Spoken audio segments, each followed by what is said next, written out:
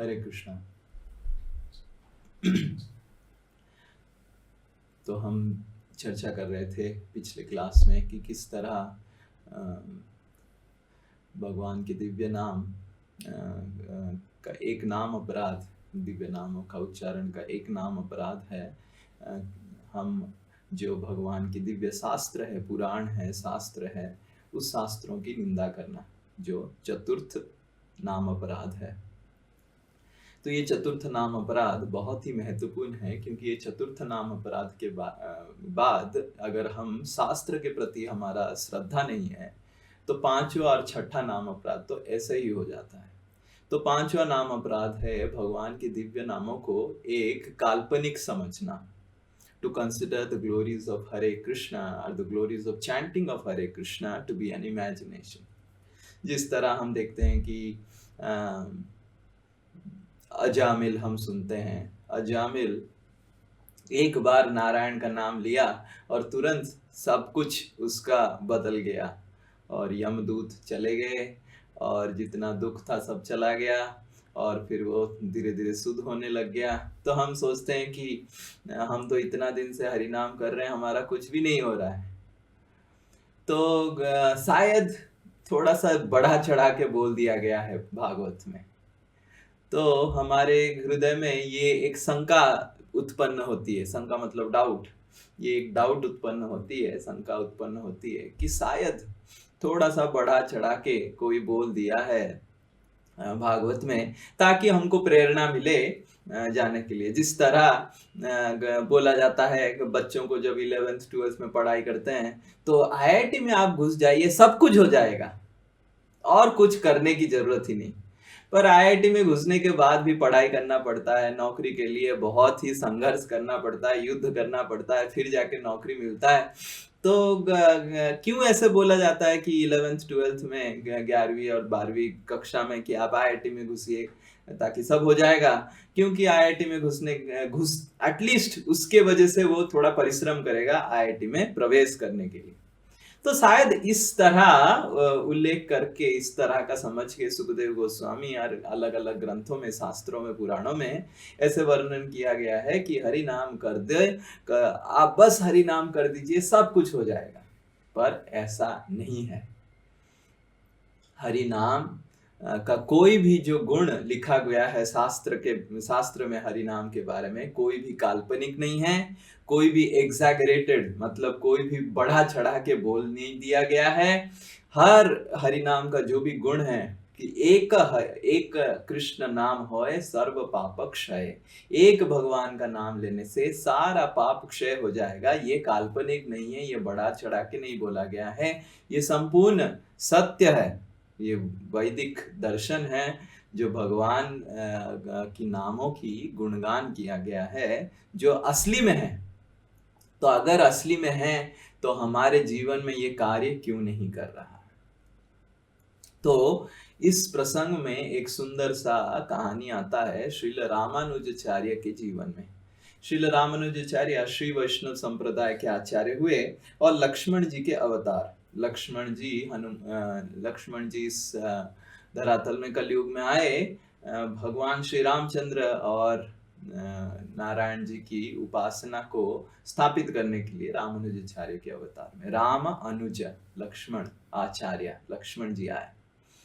तो रामानुजाचार्य एक बार अपने प्रमुख शिष्यों के साथ ऐसे घूम रहे थे और वो प्रसाद ले रहे थे, एक तालाब के किनारे प्रसाद ले रहे थे और प्रसाद में कुछ खई मतलब जो धान को जब पफ किया जाता है, पफ्ड राइस, नॉट मूढ़ी, खई। सो खई को उसको ले रहे थे और अपना झूठा हुआ प्रसाद मतलब उच्छिष्ट प्रसाद उन्होंने तालाब में गिरा दिया और तालाब से कुछ मछलियां लोग उस उच्छिष्ट प्रसाद को ग्रहण किए और जैसे ही ग्रहण किए वो सब कोई मुक्त हो गए। जितने सारे मछलियां ग्रहण किए उनका चतुर्भुज नारायण स्वरूप होके वो निकल गए और सारे जो शिष्य थे सबको दंडवत करने लग गए कि अरे मछली लोग मुक्त हो गए खा के महाप्रसाद। तो इसके उपरांत शिष्य लोग बहुत हैरान हो गए चमत्कार देख के। फिर गुरुदेव रामानुजाचार्य से पूछे, हम तो आपके उच्छिष्ट कब से खा रहे हैं, हमको क्यों अभी तक रुकने का, हम क्यों मुक्त नहीं हुए। तो रामानुजाचार्य बताए कि ये मछली लोग बिना अपराध के और श्रद्धा के साथ खाए, पर आपका श्रद्धा नहीं है और आप अपराध करते हैं, इसीलिए आपके ऊपर कार्य नहीं कर रहा है। तो हमको समझना चाहिए, अगर हम हरि नाम को समझेंगे कि ठीक है ऐसे बोल दिया गया है शास्त्र में कि, पर एक्चुअली ऐसा नहीं है, हमको प्रेरणा देने के लिए, तो जो आपकी श्रद्धा होगा उसी तरह हरि नाम आपके हृदय में कार्य करेगा।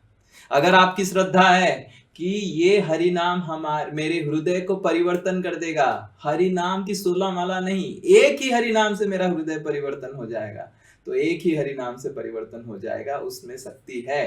पर हमारा श्रद्धा के अनुसार हरि नाम हमारे हृदय में कार्य करेगा।